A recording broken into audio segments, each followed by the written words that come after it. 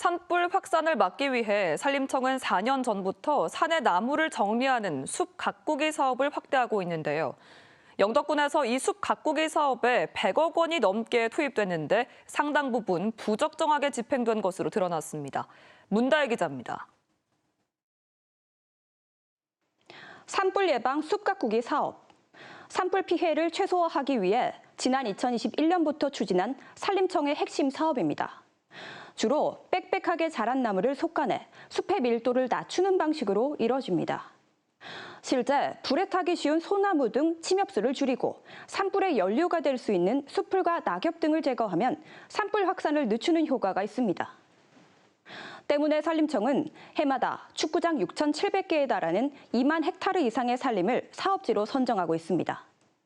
연간 투입되는 예산만 2천억 원 이상으로 산림청 전체 예산의 10%에 달하는 막대한 규모입니다. 문제는 사업을 발주하는 산림청과 자치단체가 마치 관행처럼 산림조합 등 특정 업체와 수의 계약을 맺고 있다는 점입니다. 이렇다 보니 거액의 사업비를 두고 횡령 의혹이 불거지는 등 산림조합 안팎에서 잡음이 끊이지 않는데요. 최근 산림청 감사에서 100억 원 이상이 투입된 영덕군의 숲 가꾸기 사업이 상당 부분 부적정한 것으로 드러났습니다.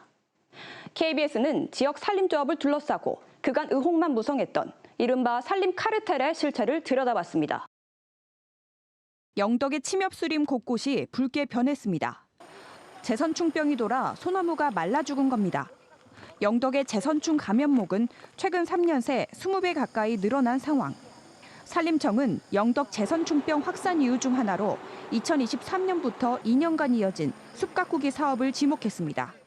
KBS가 단독 입수한 감사 보고서를 보면 재선충병 매개충이 산란하는 4월에서 10월 사이는 벌채목 운반에 따른 감염 우려로 숲 가꾸기 사업을 자제해야 하는데 사업 68건 중 46건이 이 기간에 이뤄졌습니다. 사업 내용도 부실했습니다. 숲 가꾸기 사업지 6곳에서 침엽수가 아닌 화렵수를 잘못 벌채한 사실이 드러났고 5곳은 사업비만 받고 누락했다 적발됐습니다. 또 사업지 21곳은 인건비를 2배로 부풀려 받는 등 실시 설계와 사업 시행, 감리 전반에서 문제가 드러났습니다. 앞서 2023년 영덕산림조합은 사업 관리 대행권을 따낸 뒤 실시 설계와 감리 업무를 영덕 지역 5개 업체에 모두 수의 계약으로 발주했습니다.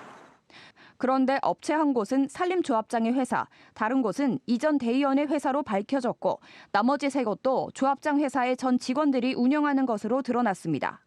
산림조합을 중심으로 발주처와 수주처가 엮여 있다 보니 사실상 감독 업무는 소홀할 수밖에 없던 겁니다. 파견이나 지원, 형 동생 하면서 사업을 이제 그냥 대충 하면서 넘어가고 다 나눠 먹는다고 보시면 되죠. 잘못해도 눈 감아주고. 이에 대해 산림조합 측은 지역 업체가 한정돼 있어 다양한 업체와 계약을 맺는 데는 한계가 있다고 해명했습니다. 한편 산림청은 감사 결과를 바탕으로 영덕 숲 가꾸기 사업 전수 조사에 나서는 한편 일부 위반 사항은 경찰에 수사 의뢰했습니다. KBS 뉴스 문다혜입니다.